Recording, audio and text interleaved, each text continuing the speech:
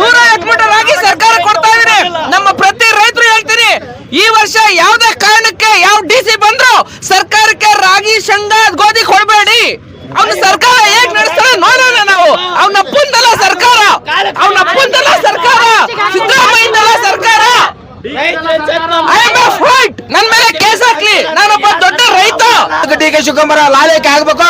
ಇವತ್ತು ಎಲ್ಲಿ ಇಡೀ ರಾಜ್ಯಾದ್ಯಂತ ಎಲ್ಲ ಕಡೆ ಬರ್ಲಿ, ನಾವು ನೀವು ಕಪ್ಪು ಬಟ್ಟೆ ತೋರಿಸಿ ಹೆಣ್ಮಕ್ಳು ಪರಿಕೆಯಿಂದ ಹೊಡಿ ಅಂತ ಶಾಸನ ಮಾಡ್ತಾವ ಅಂತ ಹೇಳಿ ಇವತ್ತು ಇಷ್ಟಪಡ್ತಾನೆ. ಸರ್ಕಾರಗಳು ಏನ್ ಮಾಡ್ತಾ ಇದೆ ಈ ಪ್ರಜಾಪ್ರಭುತ್ವ ವ್ಯವಸ್ಥೆಯಲ್ಲಿ? ರೈತನ ಗೆಲ್ದ ಸರ್ಕಾರ ಅದು. ನಾವೆಲ್ಲ ಬಂದಿದೀವಿ ಸ್ವಾಮಿ, ಉಳ್ಕೊಳಕ್ಕೆ ಒಂದು ರೂಮ್ ಇಲ್ಲ, ಕುಡಿಯಕ್ಕೆ ನೀರಿಲ್ಲ, ಶೌಚಾಲಯ ವ್ಯವಸ್ಥೆ ಇಲ್ಲ.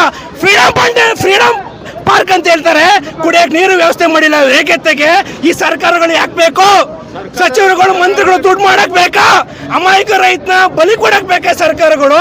ರೈತರ ಮಕ್ಕಳಿಗೆ ಯಾವ್ದೇ ರೀತಿ ಅನುದಾನಗಳು ನೀವೆಲ್ಲ ಕೊಡ್ತಾ ಇದ್ದೀರಾ?